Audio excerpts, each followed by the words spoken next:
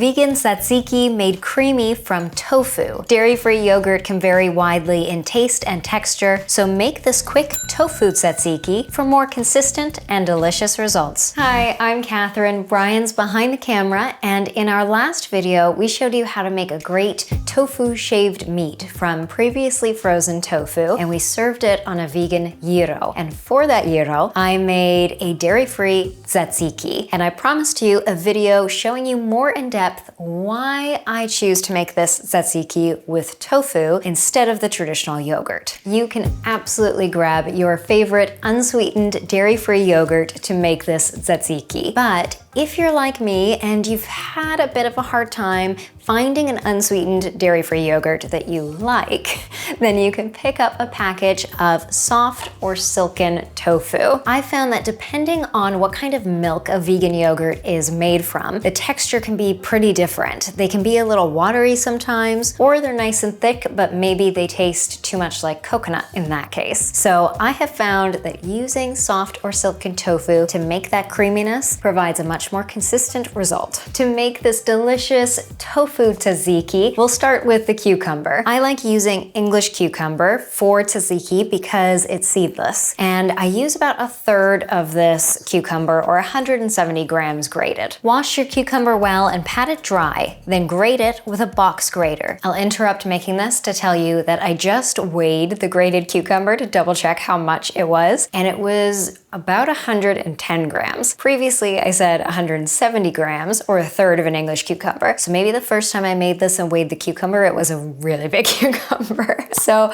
I still stick with about 1/3 of an English cucumber. Maybe it's gonna vary in grams, but if you like cucumber, do more cucumber. I think this 1/3 of a cucumber looks good today, so that's what I'm gonna go with. In order to avoid a very watery tzatziki, it's important to get as much water out of this cucumber as you can. To do this, I place the grated cucumber in a fine mesh sieve, sprinkle it with half a teaspoon salt, stir that salt around with my hands, and let the cucumber sit for a few minutes. The salt will help to draw out way more moisture from the cucumber. After a few minutes, press the cucumber down to squeeze that water from it. Feel free to add this cucumber water into a juice or just discard it. With the cucumber grated and strained, add 200 grams soft or silken tofu to a blender. I personally like using soft tofu a bit better because it has a little less water in it than silken tofu, and that means your tzatziki will be a little bit thicker. Add 1 to 2 cloves of garlic or a 1/4 teaspoon garlic powder. I don't like my tzatziki overly garlicky, so I'm using 1 smaller clove of garlic today. 2 teaspoons white vinegar, 1 teaspoon lemon juice, 1 tablespoon chopped fresh dill or mint if you'd like, 1/4 teaspoon salt, and a pinch of black pepper. Blend until smooth and well combined. Stir the creamy tofu mixture with the grated and strained cucumber and refrigerate until you are ready to serve your vegan tzatziki. Enjoy your tofu tzatziki as a sauce on my vegan gyro, or as a dip for veggies, pita, or any other delicious creations you can dream up for it. This smells so fresh.